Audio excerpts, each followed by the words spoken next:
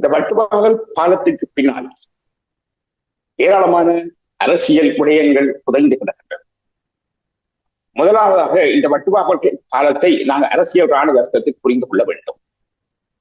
இதுவே எங்களுக்கு பிரதானமான விடயமாகும். இதில் ஒரு டெக்னிக்கல் டேர்ம் ஒன்று இருக்கிறது.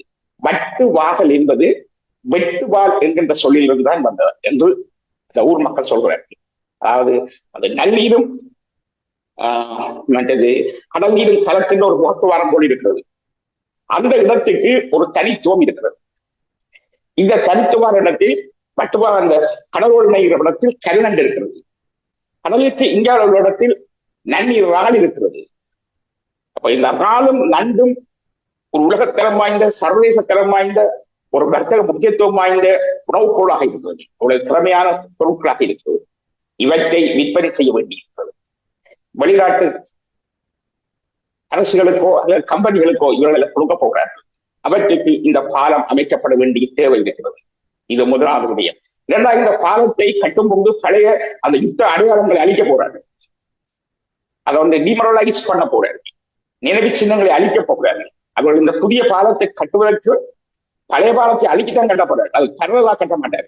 அந்த இணைந்த பப்ளிக் லைப்ரரியை உடைத்து ஒரு புதிய இடத்தில் கட்டாமல் அந்த அதே இடத்தில் அப்படியே கட்டியது போல இதையும் செய்ய போகிறார்கள். இரண்டால் அவர்களுக்கு எப்பொழுது நினைவு சின்னங்களை அளித்தல் என்பது ஒரு தொழில். இது உண்டு. இரண்டாவது, வெளிநாட்டுக்கு இந்த கடல் வளத்தை விற்க போகிறார்கள். இதில் ஒரு விடயத்தை தூர கவனிக்க வேண்டியிருக்கிறது. 90ஆம் ஆண்டு 1990ஆம் ஆண்டு கட்டுரையில் அம்பாந்தோட்டையில் துறைமுகம் அமைக்கப்பட வாய்ப்பு என்று எழுதியிருந்தேன். பிற்காலத்தில் அது நடந்திருக்கிறது. அதே போல இங்கு வட்டுவாகலில் நந்திக்கடல் வட்டுவாகல் பாலத்திலிருந்து 5-6 மைல் தொலைவில் 5-6 கிலோமீட்டர் தொலைவில் ஒரு துறைமுகம் அமைக்கக்கூடிய அடிப்படை இருக்கிறது. ஏதுக்கள் உள்ளன. அவற்றில் வெளிநாட்டு கம்பெனிகளுக்கோ வெளிநாட்டு அரசுகளுக்கோ கொடுத்து துறைமுகம் அமைப்பதற்கான நீண்டகால ரகசிய திட்டங்கள் வைத்திருக்கிறார்கள் போல் தெரிகிறது.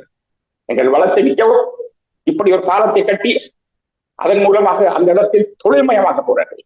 நான் தொழில்மயமாக்குவதற்கு எதிரி அல்ல. நான் எப்பொழுதும் தொழில்மயமாக்கத்தை ஆதரிப்போம். நாமல் 10ஆம் ஆண்டுக்கு பின்பு நாமல் ராஜபக்ஷ எப்போதும் பேசி வருவார். அந்த முல்லைத்தீவை ஒரு துறைமுக பட்டினமாக அபிவிருத்தி செய்ய வேண்டும். அதற்கு பின்னால் அவர்கள் அபிவிருத்தி செய்வதற்கு பின்னால் சிங்களமயமாக்கல் வேண்டும்.